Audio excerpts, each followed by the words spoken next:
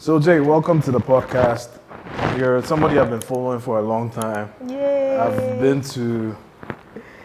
think I've been to two restaurants that you have. Okay. So, first question, before you even introduce yourself, are you a chef or a restaurateur? I'm both. I'm a self-taught chef, and I like to call myself more of a culinary serial entrepreneur. That's nice. That's a fancy way to say it. So, you are Jay of MukaseChic. Yes. In case people want to know. Yes, Okay. in case people want to know. Do you want to do the intro? Tell us who you are. Yeah, my name is Joyce. Unfortunately. Government name Joyce, street name Jay, of MukaseChic. Like I said, I'm a culinary serial entrepreneur. Okay. I have interest in Ghanaian and African foods, food culture, history, and food documentation. Yes, I have a background in marketing, in theater arts and music production. Nice, nice. One thing I'm most interested about people who start businesses and entrepreneurs is their childhood. What was your childhood like?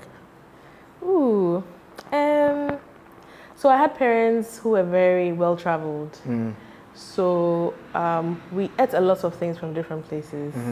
So I didn't grow up in a house where like jollof was a Christmas thing, or I don't remember even like eating jollof in my house. So we had like local foods that my dad liked, you know, a lot of soups and banko and okro. But then we also like tried a lot of different noodles from Thailand and spaghetti, different ones from Italy. We had food from the US and the UK. We also had a lot of Chinese food. We had a Chinese chef, so we had a lot of Chinese food. So my growing up to do what I do is mainly because I think as a child I missed out on experiencing a lot of local food and you know the memories that come with it. So as I grew up, my aim was to try and find it and ask questions, and then I decided to share. So did you always know this would be the path you take? Never. What? Like nobody in my house, even till now, I don't cook in my house. Oh wow! Like when I go to the family house, nobody let me cook, because they're like, what rubbish are you cooking for this people? Is it that you know how the African parents sometimes never think you're good enough? Well, I think yes, they have that, but also because I've never been a girl who's been interested in cooking. Okay, so what did you want to do when you were a child?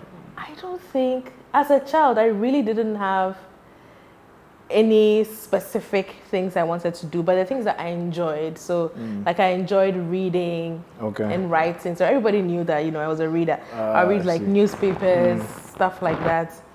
I enjoyed like playing with the boys. So I did a lot of football. A lot of games. Yeah, but kitchen, no. Okay. So at what point in your life did you segue into culinary arts? So I told you I have a background in marketing. Yes. So I used to work at an experiential company, EXP, and I was a client service executive. So my boss and I, one of the accounts that we had was a culinary brand. And so our aim was to obviously look for strategies to help them reach their B2B consumers. And as I was researching one day, I kind of came to a point that I thought we needed some sort of personalities to help in implementing the strategy. Like during those days, we didn't have like influencers, or food bloggers or whatever. We just had like celebrities. So in most of our campaigns, we're using a lot of celebrities. But then because it was food related, I kind of thought we needed some food related people. So apart from, I think, people who had cooking shows, we didn't have anybody who was doing any work food related. No bloggers, no nothing like that. So I kept on researching, and I found out there was a lady called Fran who had a food blog. A blog site. And she talked a lot about local food. But she was white. So then it made me like kind of curious to find out, why is she white? Why don't we have anybody talking about local food? So instead of a foreigner speaking about it. So my first thing to do was I opened a WordPress. Yes. What year was this? Long ago. No. I don't remember, like Long, I'm telling you, maybe like 10 or more than 10 years ago. So one of the reasons I love doing this podcast is I get to hear stories behind the business. Yes. And what I'm hearing now is you started as a blogger. That's how it started for you. Yeah. And that's interesting because you see what MukaseChic is today. They are worlds apart. Your mind will never go to the fact that you started out as a blogger. So Yes. I think blogging was big in 2012, 2013, if I'm not I mistaken. had a blog way before that. Way before. Oh, wow. So you're like an internet pioneer, an internet OG. That's interesting. So yeah. So what year was this? Can you remember? I don't remember. 2010? I'm sure around that time. Okay, all right, perfect. Okay. Or even like before, because that was the first thing I did before like opening any restaurant. So was it video or just photo and it was words? just, it was text. And pictures. And pictures, okay. Yeah. So you'd cook the meals Take and pictures. then take pictures, Yeah. write articles. Yes. Was it a blogspot site? It was a WordPress. WordPress, okay, Yes. WordPress, you said. Yes. Okay, WordPress, okay. So you started, so the blog grew big? Yeah, so people were reading and, commenting. And then I started doing like a lot of commercial gigs out of that. So I've done a lot of like food styling job for companies. Ah, so you were an influencer before. You were an influencer before influencers became a thing. Yes. Wow. I did like a lot. Those times I did like a lot of jobs, with Emmanuel Bobie of blessed memory. How did they find you? I told you I worked in the marketing. Oh, and yes. So, okay. So, once I left marketing, people still kind of knew, oh, what are you doing now? I'm doing this. Oh, okay, come and, do this for me, do this for me. So that's how it started. Okay. And then I did a lot of like food consultation jobs. Okay. So blogging to food consultation. Yes. To food styling. Yes. Okay, all right. Yes. And then it moved to Instagram became a thing. Yes. So then I started moving the content to Instagram. Were you still maintaining the WordPress? I was for a while, but I couldn't maintain the Both, two. So okay. I think Instagram was more easier. Yes. So I kind of moved everything to Instagram. Okay, so you amassed the following on Instagram. Yes, I did. But at that point, it was still a hobby. Yes, it wasn't. It wasn't a career. It wasn't work you were doing professionally. Yes. Okay. So what point did you think to yourself, wait a minute, I think I can do this professionally? So my first into bracket restaurant that I opened was called She Brews. She Brews. And like I've always been a fan of like cute coffee spaces and tea spaces. Mm-hmm. So I opened like a coffee space, tea space called She Brews, like a lady who brews coffee. Osu. Wow. Just around the Ringway. Okay. So I had She Brews and we're supposed to be doing coffee and tea and exciting stuff. And then, but because of the content I was putting on Instagram, which was opposite what the shop was supposed to do. Because the content on Instagram was full-blown meals, right? Yes. Cuisine, local cuisine. Yes. Continental, other things as well. Yes. But then you had a coffee shop. Yes. So it was a mismatch. Yes. Okay. So people would come and say, oh, I want that food that you posted yesterday. Oh, do you have banku? Oh, do you have abom? Yeah. So the next thing I knew, we weren't doing coffee anymore. We're doing like banku and abom and things like that. Wow.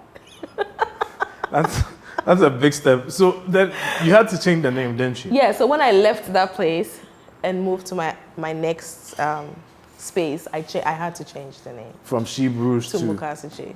Okay. So that's when is it MukaseChic as in a chick or chic it's as like in chic, but everybody, chic. Yes, couture chic, but everybody kind of calls it chic. So I think like my keke, I just. What fun is that? Because I was wondering, is it MukaseChic as in look at that chick or MukaseChic as in couture chic? Yes, okay, so that's interesting. So the first MukaseChic was opened in what year? I think it was, I don't remember the year, I'm sorry about that, but it was at Osu. Okay. Right behind Duncan's. Okay. So when we moved there, I think that was the place where I kind of found my clarity. So we're starting what people were asking for, but then I decided to do things that people were not asking for. Okay. So if you remember, I told you that doing this business or doing the WordPress in general was for me to also kind of learn some of the things that I missed on. So when I was there, I did a lot of experiments. Like I said, guys, let's do Anguamo. So we're like the first restaurant to like start making Anguamo commercial. Okay. So let's do Abom. You would find contemporary, but you will not find Abom. Okay. So you kind of commercialized and made local food fancy. Yes. Yes. So we're doing a lot of those things. We're doing like, tiger nuts, drinks. Pudding. We're doing, you have like atadre milk and different things when you came to the shop. We're selling like drinks from the north as well. Things that I also kind of liked to introduce it to people who didn't know what it was. So here's a question for you, and something I've been wondering. I mean, Accra rent prices are crazy. Everybody knows that. So I think the biggest impediment to starting a restaurant or a cafe or a bistro is how to get the funds for the space. So since you're an OG, can you tell us how you were able to raise funds? Because Osu's prime real estate. Yes. You can just give us the good version of the story. You don't have to give us all the secrets, but just tell us the censored version of how you got there. Okay, so I mean, I kind of know the right things to do now after being in this for so many years to help like raise money for restaurant businesses. Yes. But unfortunately, I didn't get it that way. I didn't get family and friends, so it wasn't like a huge amount of savings or whatever it was. I think, yes, I had saved a bit, and that's what I started to run the business with. I was also working at that time, so I was using most of my salary. So it was a mixture of your personal savings, my personal savings, salaries, and what you were getting from all the other jobs I was doing. Okay, so you put everything together. Yes. And then you gambled into a restaurant. Yes. So what kind of questions did you get when you told people you were going to open a restaurant? Was it encouraging, or it was like, what the hell are you doing? Because it was new at that time. Like, yes, it was. I'm opening a restaurant and I'll be serving Abom.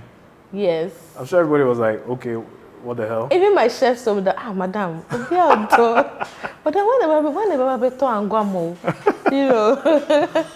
But I think like also that's what makes business interesting to me, is the fact that like somebody can sit down and say, I have a solution to this problem and this is how I want to solve it. I want to try and solve it in my own kind of way, which it may work or not work. So yes, and I think as any business person, I still kind of get it. Like, there are things that I do and people are like, are you sure about this?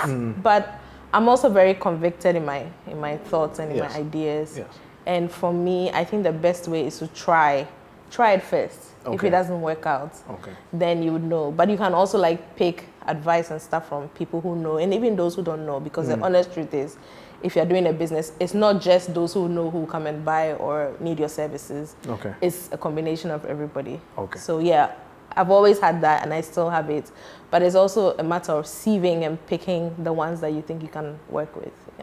So, I mean, to be a business owner, you have to be, like, as you put it, have strong conviction and very determined, because there'll be naysayers. Oh yeah. Have you ever struggled with imposter syndrome? I did for the first time, I think this year. That's when I was opening my buffet. Yes, in East Legon. In East Legon. And I was going through like a really, really tough time. And then all of a sudden, like everybody started saying, and if you realize, I didn't announce it. I didn't say anything about it. And then people saw the signage and everybody was like, congrats. And the more people said congrats, the more like heavy it was for me. Because it was kind of, people expected so much from me. And people started making comments about, oh my God, look at the place you are.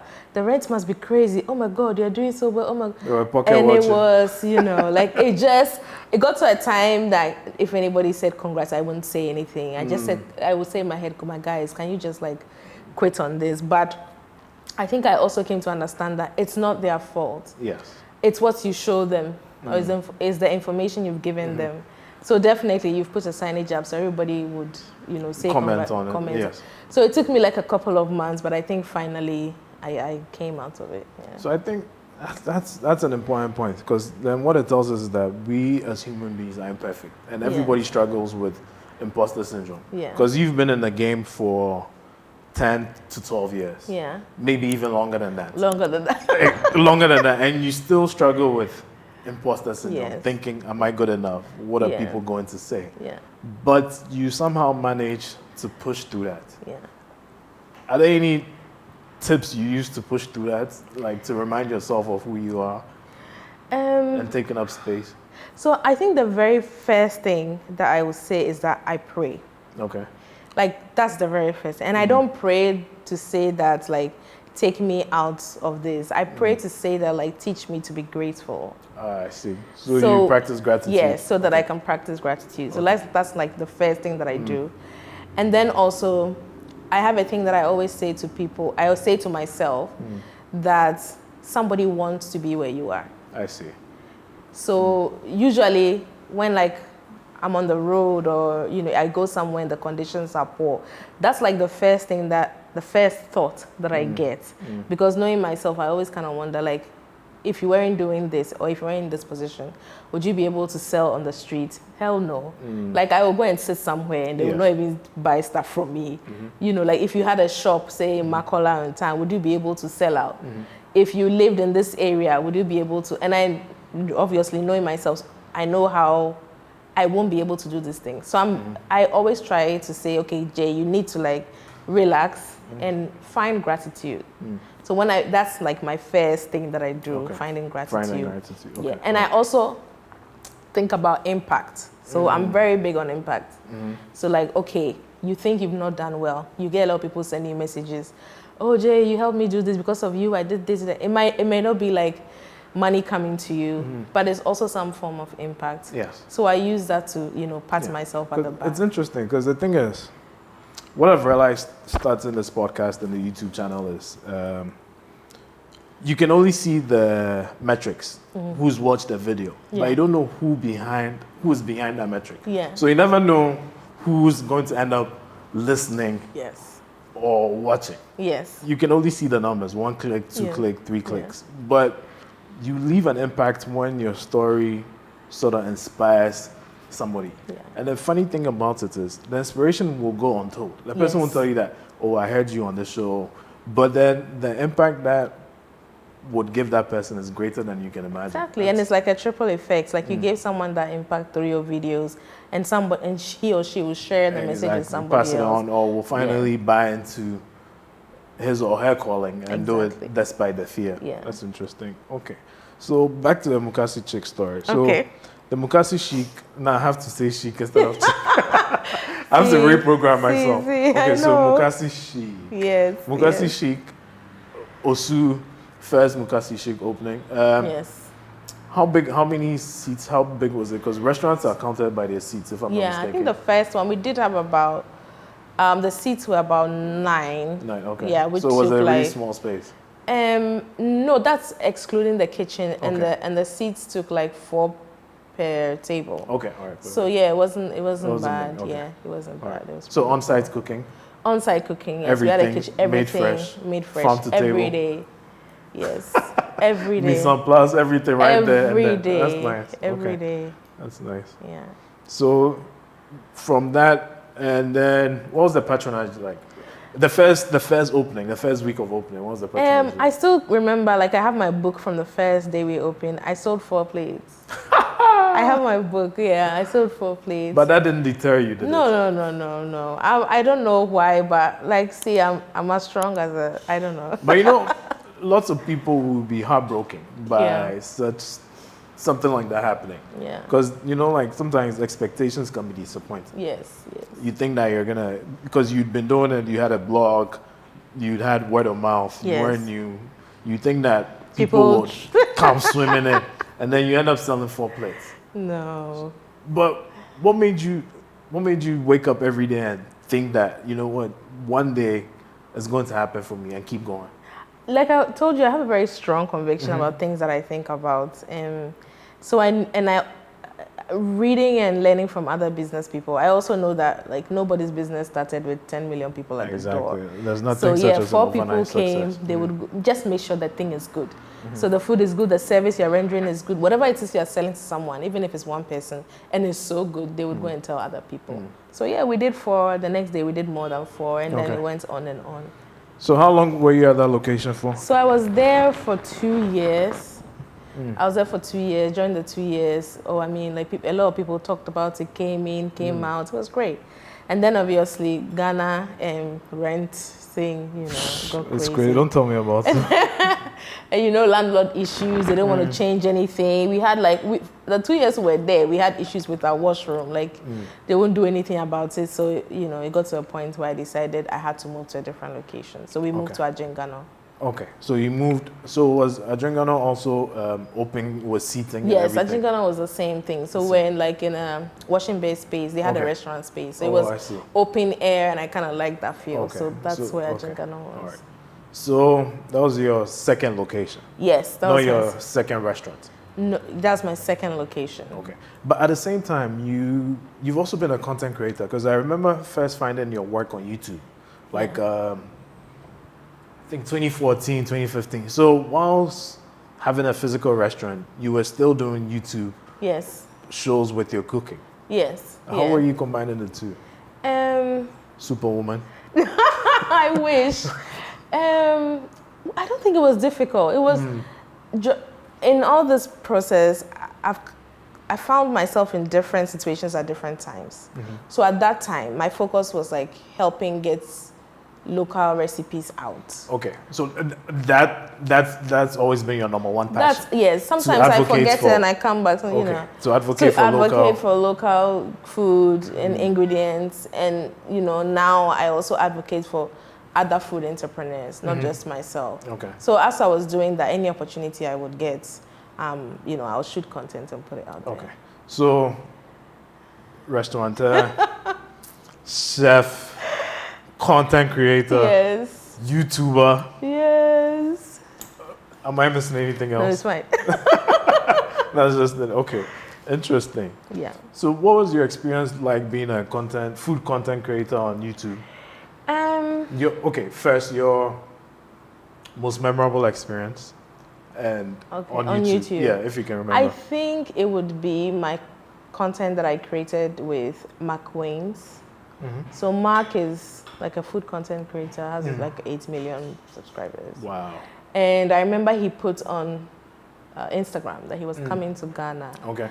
And another food content creator in Nigeria, wrote under his post you need to check this person out. It comes back to my point. You never know who is watching or hearing you. Yes. You might think that, I put this video out there, nobody's listening, nobody's watching. Yeah. 8 counts, 8 clicks, 8 likes. Yeah. But then you never know who's behind that clip. Yeah. Okay, so the person put you on. So the person, tagged, and I didn't know him.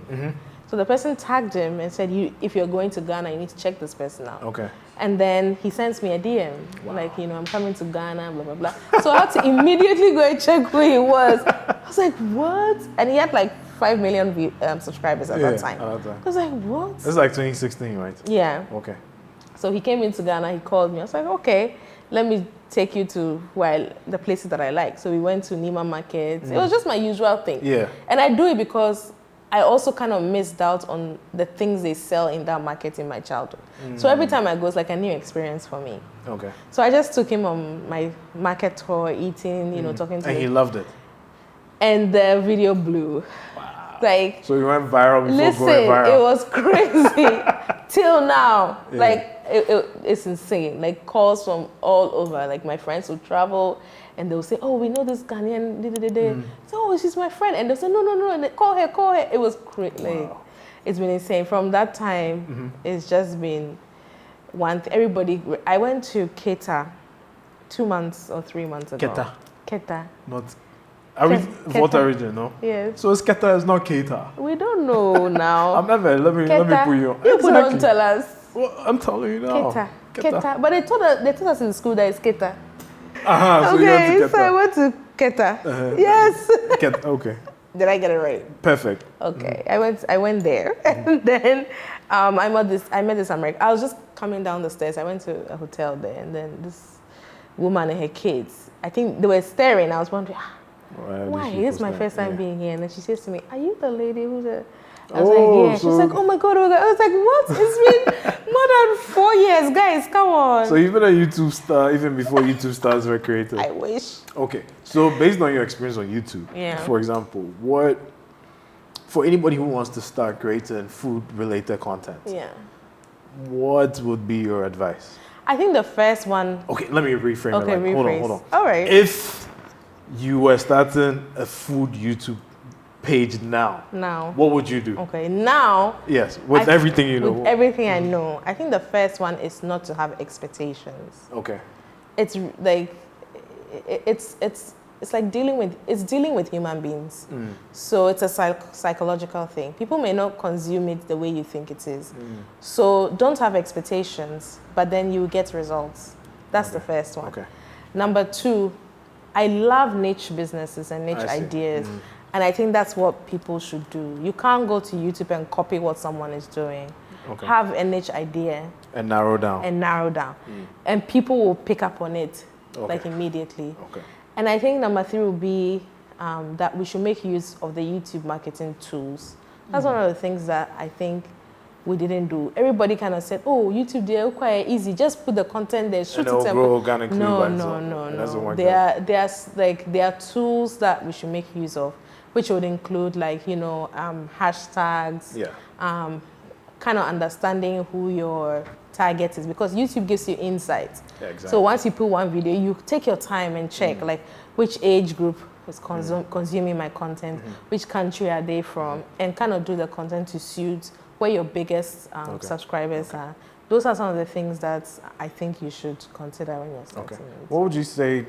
I mean, I've heard and read comments like everybody is trying to do food blogging now. What would you say to comments like that?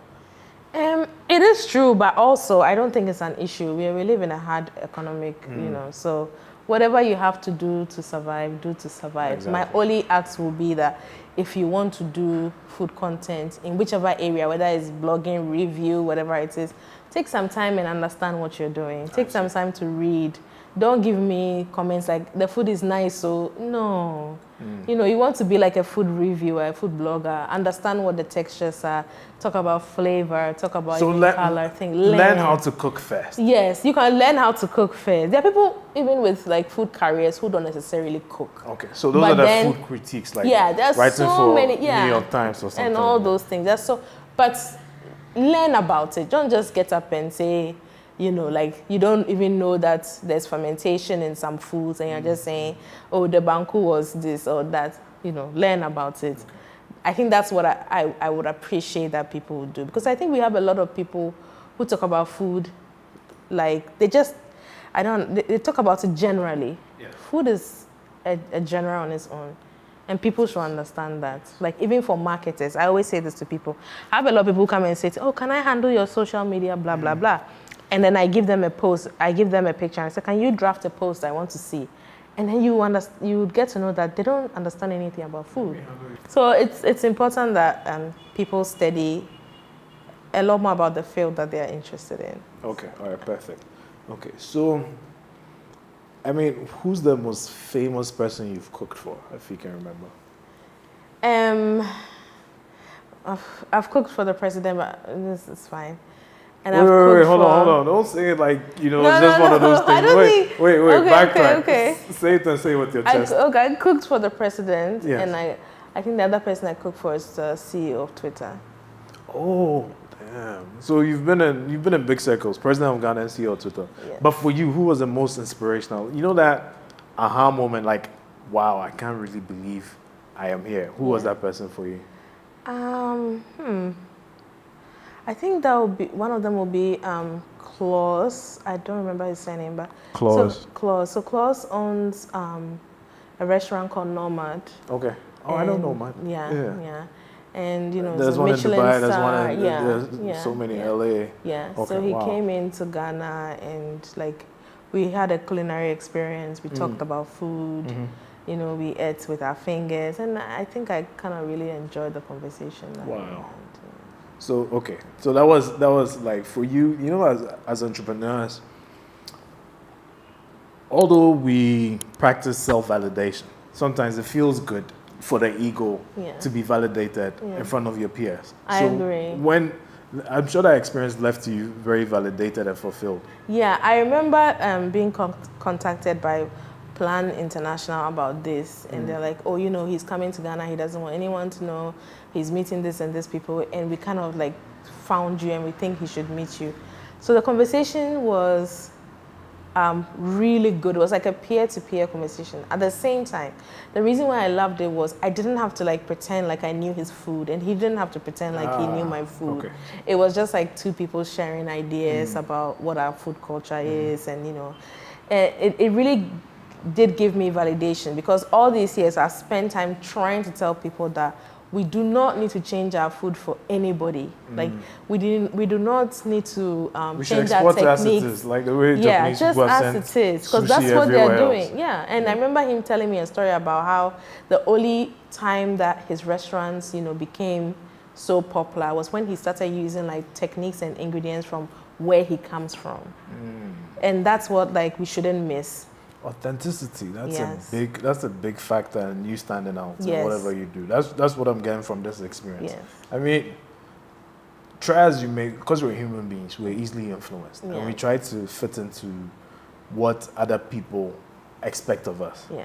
But then when you know what to expect from yourself and you put yourself out there authentically and genuinely, it works. Yes, it all works out. Even though it might not work out immediately, one way or the other, if you don't give up, it will eventually work. That's what I'm getting from this. Wow. Yeah. Okay. So how many restaurants do you have now? Is this just one? No, I have one. So, which is under the MukaseChic, that's Anajuwache. Okay. So I have that. And then we also do private catering. Okay. And so that's what I have now. So you have two mainstays. But you closed the buffet place down, didn't you? Yes, we did. Okay. We did. I mean, it's an idea that I've always had for a very long time. And unfortunately, let me just say, we didn't get the right landlord. But I'm also really excited that we did it. We did lose a lot of money, but I'm also excited that we did it because it's really shown me that the idea is possible.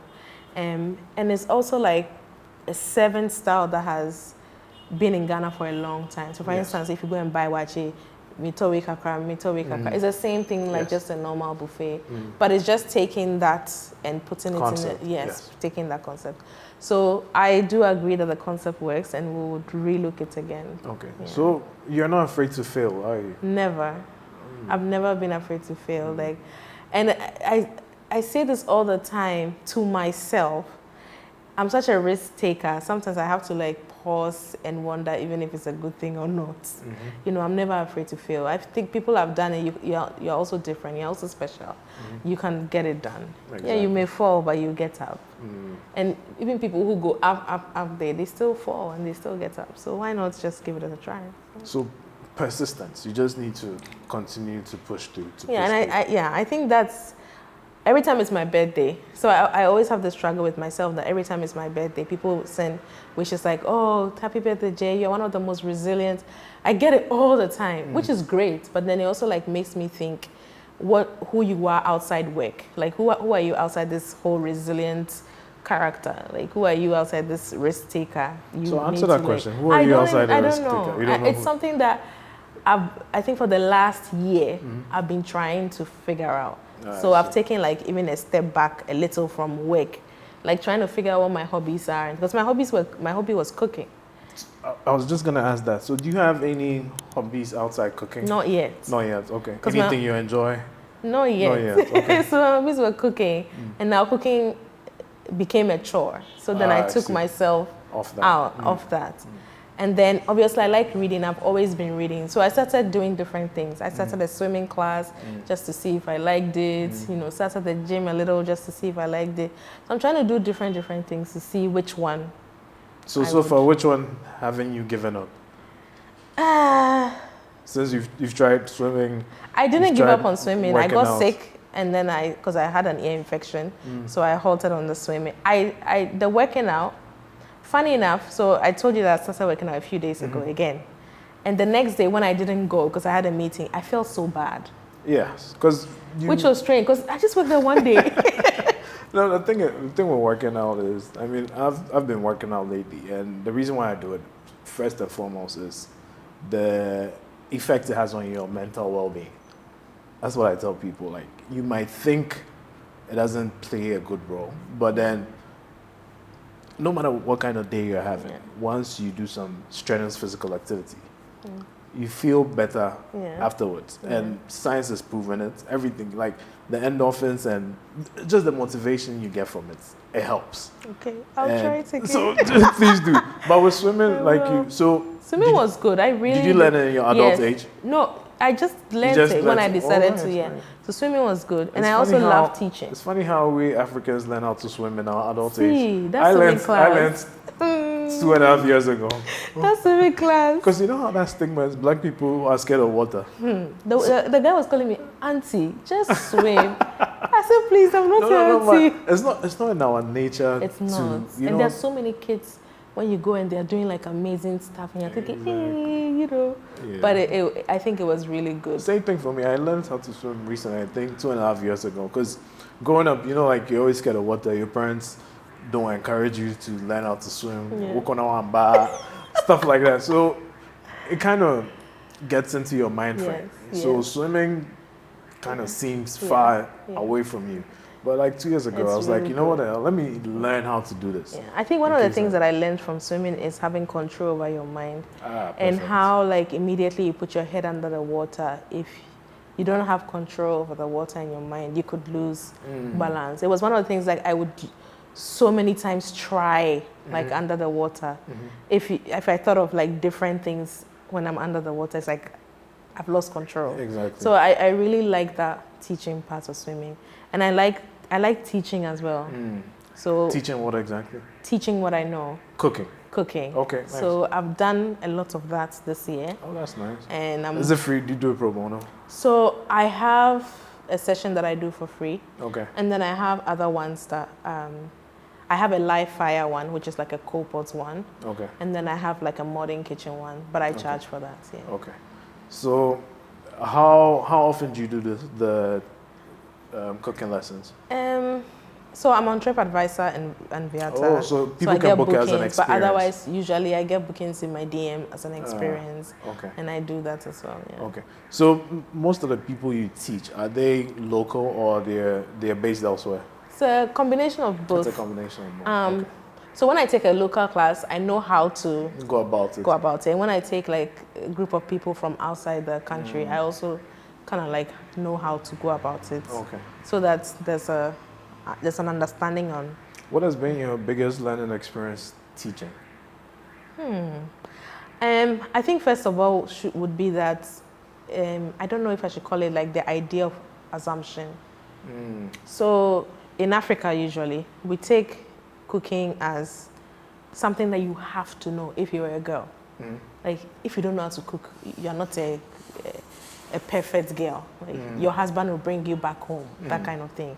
So everybody kind of expects that every girl should know how to cook. So you see like a boy will talk about his or her girlfriend, oh, this girl, she doesn't know how to cook. Is she not a girl? But it's not like that. Cooking is not a necessity. That's how I see it. It's a skill that if you have it will help you. It's a life skill. It's a life skill. Regardless of the gender. Yes, regardless of the gender. It's like a driving. Life skill. You need to learn how to do it. Yes, but you will not die if you don't know how to do it. Which is true. Which is true. Yes. So I see in my classes that some people don't know the difference between an onion and a tomato. And I don't get shocked. You're kidding. I'm not kidding. Wow. I don't get shocked. Yes. Because depending on where they are coming from and depending on their background, yes. It's not surprising. I get a lot of women say, oh my God, like I hate cooking rice because every time I cook rice in my kitchen is this and that. But you know, like cooking with you was so easy and it's fine. So we all have to be open-minded. I think we have to be open-minded. And as an African, we have a lot of No, bring it home. As a Ghanaian. Yes. No, because it's an African thing. It's about how a lot of people say, oh, you didn't cook it well. This is how my auntie cooks it. So you didn't cook it this. Yeah. But cooking techniques are so different. And flavor development and palettes are so different. So I think we should allow people to learn things the way they want to learn them. I see. And give a helping hand when we have to. Okay. But it's not cast in stone. Okay. So be open-minded. That's the biggest lesson what you're teaching. Yeah, I think you should just be open-minded. And what's your biggest lesson you've learned being on YouTube? Ooh, everybody's watching. Yeah, I think people are watching. Maybe to say that to you, yeah, people are watching. And for me, I see YouTube also as a form of teaching. Exactly. Another form of teaching. All my social media platforms are other forms of teaching for me. Okay. So for me, being on YouTube is not just to, look nice and talk, but it's just another form of teaching. And also, I like to use that to help other food entrepreneurs. It's very important to me. Yeah, I may have the platform and understand the platform, but there are people who are doing amazing things who may not understand and have the platform. So it's important that I use that avenue to also push what they are doing. Okay. Yeah. Speaking of social media, one big conversation which has been going around recently is the issue of trolls. Yeah, have you been trolled before? If you come for me, I'll come for you. Yeah, if you come for me, I'll come for you. Yeah. No holdbacks. No holdbacks. Because when I write something, I know why I'm writing what I'm writing. Okay. So if you don't understand it, let's have a conversation. No big deal. To understand the context. Yes. But if you come for me, it's not about me insulting you. No. But I will come for you. I mean, I went to school, so we should use English the right way. I will come for you. Context is important. Yes. Don't come. I remember, I put something on Instagram once, and I was wearing artificial nails, and I was eating fufu or something, and a bunch of Black Americans, I don't know where they're from, went crazy. Like, what is this food you're eating? Why are you using this to eat? Why are you eating with your hands? And I got the time for them. Every single person I responded. Wow. Even though someone would say, oh, Jay, you didn't have, somebody can say you didn't have to respond. But then I also used the opportunity to educate people. Yes. It was very important for me. Yes. Every single comment to say, we eat with our hands. So the conversation went to other African countries, Nigerians, Kenyans, everybody was saying, we all eat with our hands. It's not a new thing. It's not we all eat, we eat because of this and that and stuff like that. So if you don't, I think people should be more tolerant. And people don't know things, but they just you don't hide behind a phone and, say whatever you want. But me, if you come for me, I'll come for you. Okay, that's nice, that's nice. Maybe I need to get a few tips from you and also throw back. I mean, I've never had. Yeah. Because my presence is mainly related to my work or my personal experiences. That's it. Social media can be a big time waster. So I don't let it consume me because you respond to one message, you respond to another message. By the time you realize the whole day is gone, you can't account for the work that you were supposed to do. I agree. So most of the time, when I'm working, to do deep concentrated work, I put my phone away. And I found that I work better when my phone is in the next room or if it's on Do Not Disturb. Because once it's in eye view, the tendency to check what's happening online is there. And then the dopamine from when somebody responds to your comment and you want to say, so I'm mindful these days of how the phone controls my attention. I think it's good to be mindful, but I also kind of just want to remind you that see it as a way of how do I even see it as a way of pushing your your impact. Yes. Because some of these things that you do, like having conversations with entrepreneurs and blah blah blah, people need to hear them. Exactly. So yes, it's good that you have time off it, but then it's also good that you have time on it sometimes to do what you think is important to you. Somebody can comment and you can just say, you know what, next. But because you can't do all this work and keep it. It's important. Like, for example, I told you before we started this, I told you that I was kind of feeling nervous because you're MukaseChic, you have this big persona online. This is so funny. No, honestly, because really? I mean, I've been following your stuff from the early days, from ever since blogging Ghana and I got onto the internet and 2010 all the way through the genesis of how it began. So, I mean, you're noted in your space when the conversation is about online food content creators. You're one of the first people whose name pops up, whether you like it or not, whether you buy into your stardom or not. You are a star. You can be humble about it, but you are a star. I also understand social media from another point, that I show people what I want to show them. Exactly. Yes. And so usually, like when I get new friends, I meet new friends, and sometimes you can meet someone and say, "Oh, I want this person in my circle, so I want this person as a friend." Yes. I don't allow you to like get to know me through my social media because it's a part of me. It's not me. Exactly. And you might get it wrong. You might get the wrong, yeah. So there's some people that, like, if you texted me to have a conversation with me, I would like immediately answer or have that conversation with you. If you wanted to know something about me, I would want you to text me, but not get the information from Instagram. Even for me, there are some people who are very close in my circle that I don't follow on socials. Because I don't like their social personality. Because I read something like, I know this person isn't like that. So maybe it's just the fingers talking, not the person. So I try to, I'm like, you know what, me and you know each other. You have my number. If you need me, text me. But I'm not following you. And don't take it personal. It's just because I feel like physical connections are more important than social media connections. I'm very intentional about that. Like, and I will tell you, if I met somebody that I think would be a good friend or is a good friend, I will tell you that do not like waste your time on my social media platform trying to get to know me. Rather ask me, because whatever I put there is what I want people to see. Exactly. The jobs I put there is what I want them to see.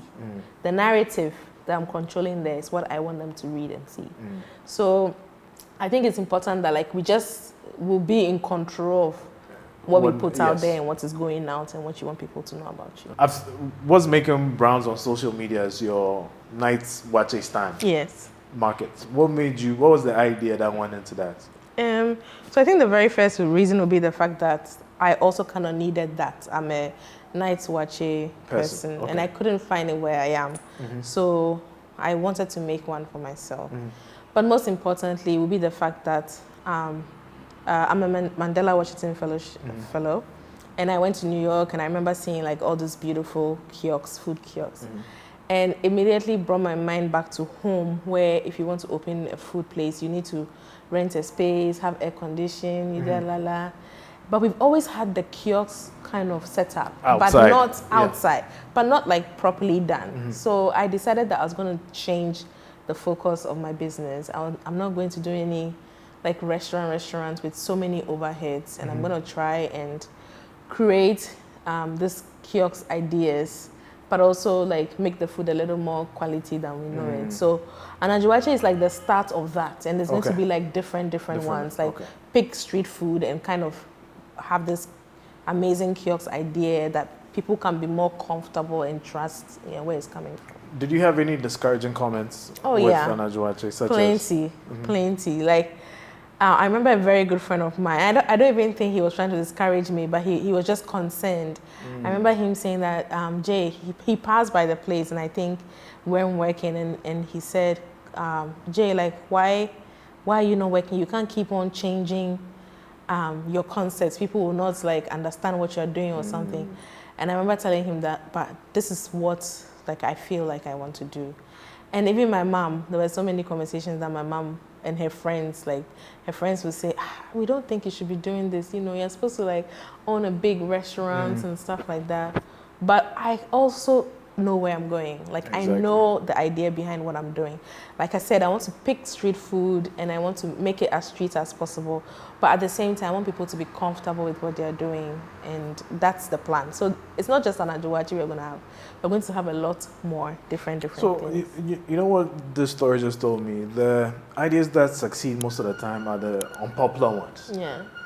Because if you listen to all the stories, entrepreneurs, even people I've had here on this podcast, when they started, the ideas were perceived as unpopular. Yes. But then later, people bought into that idea, and then it formed part of their reason. So for anybody who wants to start anything notable. Yeah, I think unpopular ideas, like, I don't know why it gets a lot of heat, but I think people should be more open to it. I mean, I have been in the business for a very long time, so there are things that I've heard people say that, oh, after all these years, you know, you just have a shack, or after. Yeah.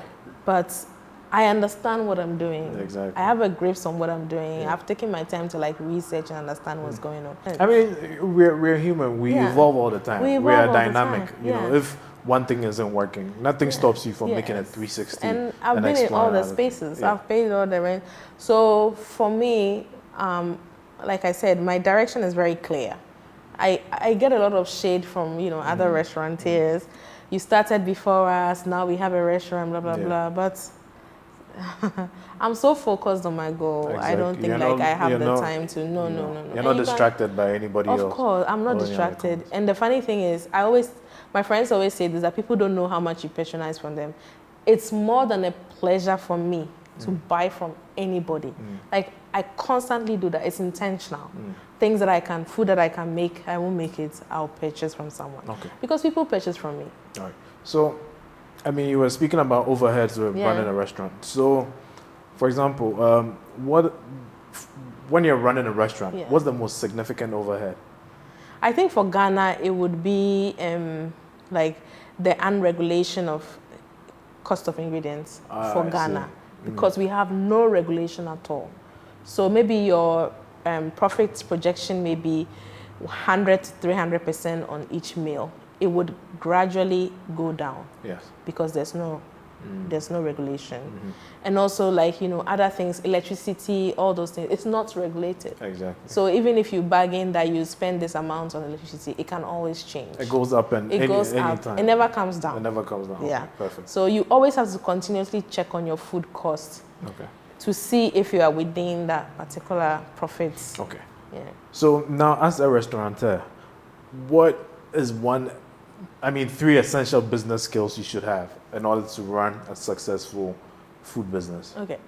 In Ghana, I think you'd have to know your food. Okay. Because unfortunately, like, labor or people who work for you in Ghana, when they realize that you don't know your thing, there's a problem. They tend to take advantage of you. Okay. So you must know you must know your food and understand your food. And also because we have such an unsettled unsettled way of getting our food from different places. There's this question a lot of people say, oh, you know, Ghanaian restaurants, they don't, the food starts off nice and it starts off a few months later, it's not good again. Okay. So one of the things that people don't even talk about is how we get our ingredients and how it's so quickly affected by so many things. So you can imagine, like, you're getting pepper, and the pepper is coming from maybe another country or another neighboring country. Exactly. Yes. Or it's coming from a village where they couldn't get, like, transportation. So it's too, like, it was there another week in the sun. They were bringing it, and all the wind and everything. It affects every single thing. So because it's not so regulated, it's important, like, you know what you're doing, so that when there's a problem in the kitchen, you can easily fix it. Okay. Because it's not just about putting 1 cup of this, 2 cups of this. It's not going to work. You have to be constantly checking each and every day. And also, I think the third one would be service. Okay. I think we are all trying, and we constantly want to make our service better. And it's important that you keep working on that. Like, even if there are issues, you take the feedback and also keep working on that, because customer service, whatever business you have in this world, you need some sort of customer service, because it can either make or break you. Especially when we are in this world of social media, somebody can easily say, oh, that food is not good, it's just hype. Yeah. You know, there's a way you can respond to that. Okay. There's a way you can take that and go and tell your guys, this and this is what somebody said. Okay. What do you think we can do about it? So those are the things that I think if we had in place, it probably will help. All right. Yeah. So are your businesses, are you self-financed, or you have partners or investors? I'm self-financed. Do you want to come and partner? Well, that's on the table. We can talk more after this podcast. But the reason why I asked that is, I mean, it depends on your individual appetite. Yeah. I feel some people do well in partnerships, others don't. Yes. So that's why I ask. Yeah. And others have investors that you can't see. So you do what works for you. So I've always wondered about your business, whether you've had you are self-financed? Or is there a reason why you're self-financed? Is there a reason why? There are a few organizations or people who have reached out to me or have considered partnering with them. I think for me, I want a partner who fills up where I lack. I see. Like, it's very important to me. Like, I don't want a partner who knows the same thing that I know, because then we are not going to move forward. We'll just have the loopholes. So I'm constantly like talking to people and say, okay, what is your expertise? What are you bringing on board? What is it that you know about the food business? If you're a partner, you just have money and you bring it to me. I'm very skeptical about that, because money falling into the hands of somebody who doesn't know anything about, who doesn't know anything about money, the money will just finish within a few months. But if you have someone who knows a little bit about money, the other person knows about the business you're doing together, I think you can bring a lot more money. I do have a partner, like for my Jollof festival, I work with someone else as a partner. So that is like a different aspect of the business. But for MukaseChic, it's just me. And I'm hoping that I will get a partner who would like fill the loopholes and also like be a little more interested in what I do. So you mentioned the Jollof Festival. I knew you were behind that. How many years has that been running? 4. 4 years already. Yes. Wow. And when was your biggest year patronage? All of it. All of it. Wow. All of it. Yeah. We're talking numbers, thousands of people. Yeah, like we can have like in and out 8,000 at one time. People come in and they go and they Listen, come in. you're and a big go. woman. I've been telling you from day one. You're a big woman. No. Me drew her. 8,000 people. Have you had an event with 8,000 Oh, people? no. It's not like it's Exactly.